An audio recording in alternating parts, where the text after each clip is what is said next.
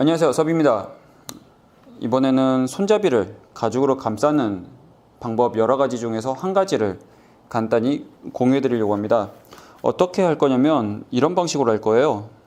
이렇게 약간 아웃스티치처럼 하는 방법인데 그렇게 어렵진 않은데 몇 가지 포인트가 있긴 합니다. 그래서 우선 제가 이 가죽을 써볼 건데 이 구두칼이라고 불리우는 이 칼의 손잡이를 가죽으로 써볼 겁니다. 그래서 이것 같은 경우는 길이를 이렇게 한번 재보는 거죠. 이렇게 쟀는데 조금 여유 있게 자를 겁니다. 여유 있게. 이만큼 좀 여유 있게 자를 거예요. 그래서 여기를 살짝 표시할 겁니다. 그렇게 하고 지금 여기까지 있거든요. 어차피 잘라져 나가는 부분이 있으니까 바깥쪽에도 살짝 표시할게요. 그리고 높이는 이 손잡이랑 같은 높이를 할 거라서 이렇게 대놓고 몇 군데 살짝 표시를 합니다. 그래서 우선 재단을 하는 거죠. 이렇게 해서 일자로 된 것을 재단을 하고 그 다음에 여기도 재단을 합니다. 이러면 지금 손잡이를 감쌀 수 있을 정도가 됩니다. 이렇게 해서 감쌀 수 있을 정도가 되는데 여기서 제 각인을 하나 찍어 가지고 올게요. 제 각인입니다. 그리고 본딩을 하는 거죠. 본딩을 지금 이 가죽은 전체적으로 다 해주시고 쭉쭉 펴바르시면 됩니다. 넓게. 어차피 본드는 많이 바른다고 좋은 게 아니에요. 내가 하고자 하는데 얇게 펴발라져 있는 게 좋습니다. 오히려 액체처럼 이렇게 뭉쳐져 있으면 잘 안 붙거든요. 그래서 충분히 이렇게 발라버리고 그 다음에 저 손잡이에도 본드를 발라줍니다. 손잡이에도 바르셔도 돼요. 말이 가죽 본드라고 되어 있지 가죽 공에 써서 가죽 본드지 다른 데도 공용으로 쓸 수 있거든요. 바르는 방법은 동일합니다.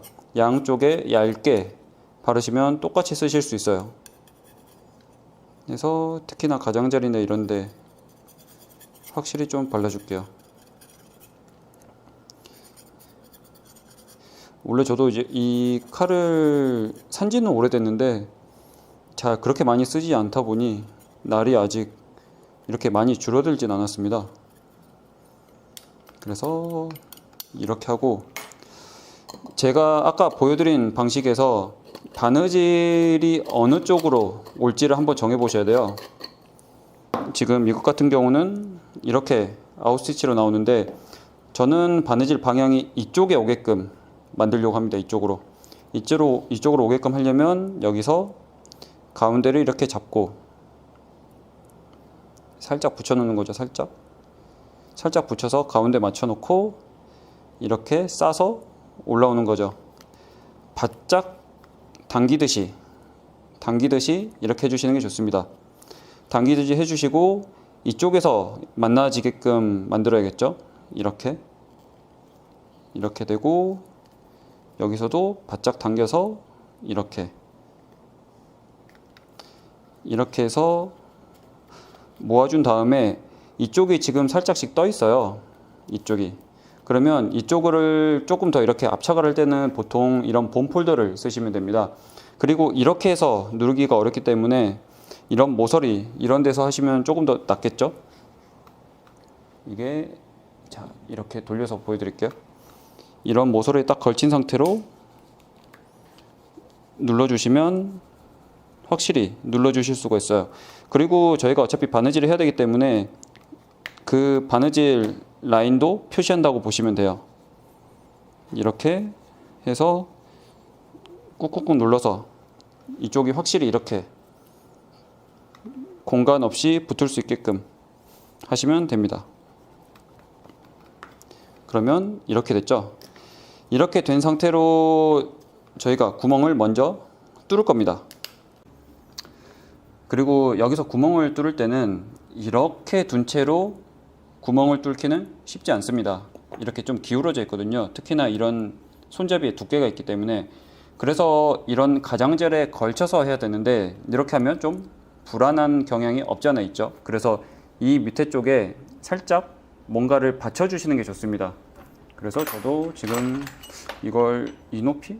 이건 조금 낮네요. 이걸로? 지금 이걸로 해서 하면 뭔가 조금 안정적으로 할 수가 있을 것 같아요. 그래서 조금 이제 칼 조심하고 이렇게 된 채로 구멍을 뚫을 때는 이렇게 여유 있게 뚫으시는 게 아니라 이 꺾여져 나가는 이 라인에 바짝 붙여서 뚫으셔야 돼요. 그래서 바짝 붙인 채로 잡아놓고 흔들리지 않게 딱 잡으셔야 돼요. 흔들리지 않게. 그리고 천천히 뚫으시는 거죠.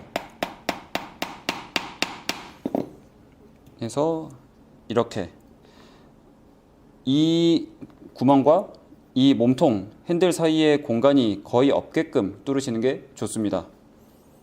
그렇게 해서 천천히 빼고 그 다음 구멍도 천천히. 그래서 이렇게 하기 어려우신 경우에는 그리프로 자국만 내놓은 다음에 한 날짜리 송곳 가지고 뚫으시는 것도 방법입니다. 예를 들어서 이렇게 한 상태로 살짝 자국만 내는 거죠. 자국만 낸 다음에 이 자국 낸 구멍대로 한 날짜리 사선 송곳을 가지고 그대로 뚫어주시는 것도 방법입니다. 네, 구멍을 뚫은 것을 제가 바느질까지 다 했습니다. 네이비 색깔로 했고요. 이렇게 해서 바느질하고 나서 남은 것을 잘라버리면 됩니다. 그리고 말씀드릴 게 이러한 방식으로 할 때 뭐 물성형이라고 하는 물에 푹 적셔가지고 놨다가 말리면서 형태를 굳어지게 하는 방식으로 만들 수도 있어요. 그런데 굳이 그럴 필요는 없어서 이렇게 알려드렸고요. 해보고 싶으시다면 물성형으로 만들어 보시는 것도 괜찮은 것 같습니다. 근데 나오는 결과물은 거의 비슷할 거예요. 그래서 이 남은 부분을 재단을 해야 되는데 재단할 때 아까 구멍을 뚫었던 것처럼 단차를 맞춰줘서 하시거나 아니면 이런데 걸쳐서 하셔야 되는데 여기서 이렇게 삐뚤삐뚤하게 나올 수 있거든요. 그래서 보통 다른 구두칼이나 이런 걸로 해서 재단을 하면 되지만 구두칼이 하나인 경우는 물론 이제 다른 걸 감쌀 때는 구두칼로 해서 하실 수도 있겠죠. 그래서 구두칼 없이 커터칼로 하실 때는 이런 디바이더로 가이드를 한번 그어주시는 게 좋습니다. 내가 나중에 이쪽으로 재단을 할 거다라고 생각을 하는 거죠. 이렇게 해서 이 안쪽 라인을 기준으로 이렇게 가이드라인을 그었습니다. 그리고 이 가이드라인대로 저희는 잘라버리면 됩니다. 그렇게 어렵진 않아요. 저 같은 경우는 좀 천천히 여러 번 자르는 편이고요. 되고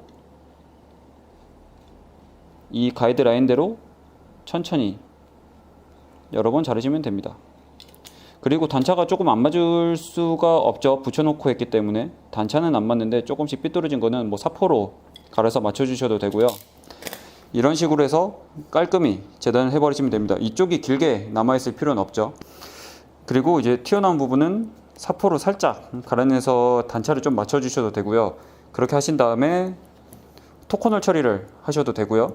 아니면 뭐 엣지코트를 발라서 마감 처리를 하셔도 될 것 같습니다. 이렇게 한번 조금 멋있는 손잡이를 만들어 보시면 좋을 것 같아요. 네, 다음에는 다른 영상으로 찾아오겠습니다. 감사합니다.